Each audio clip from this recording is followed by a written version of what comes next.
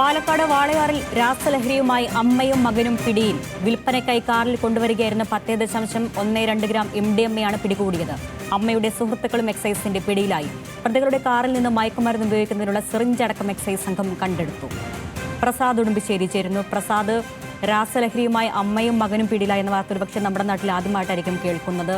കൂടുതൽ വിവരങ്ങൾ എങ്ങനെയാണ്? കഴിഞ്ഞ വൈകുന്നേരം എക്സൈസ് നടത്തിയിട്ടുള്ള വാഹന പരിശോധനയിലാണ് രാസലഹരി പിടികൂടിയിട്ടുള്ളത്. ബാംഗ്ലൂരിൽ നിന്നും കോഴിക്കോട്ടേക്കായിരുന്നു കൊണ്ടുപോയത്. കാറിൽ 4 പേരാണ് ഉണ്ടായത്. തൃശൂർ സ്വദേശി അശ്വതി, മകൻ ഷോൺ സണ്ണി, കോഴിക്കോട് എലത്തൂർ സ്വദേശികളായ മൃദുൽ, അശ്വിൻലാൽ എന്നിവരെയാണ് എക്സൈസ് പിടിച്ചിട്ടുള്ളത്. ഇതിൽ എക്സൈസ് പറയുന്നത് അമ്മയും മകനും അശ്വതിയും ഷോൺ സണ്ണിയും ഈ രാസലഹരി ഉപയോഗിക്കുന്ന ആളുകളും അതോടൊപ്പം തന്നെ വിൽക്കുന്നവരുമാണ് എന്നുള്ളതാണ് ഞെട്ടിപ്പിക്കുന്ന വെളിപ്പെടുത്തൽ.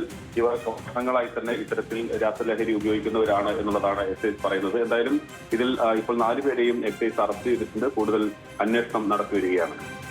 ശരി, പ്രസാദ് ഉടുമ്പിശ്ശേരിയാണ് വിവരങ്ങൾ നൽകിയത് പാലക്കാട് നിന്ന്.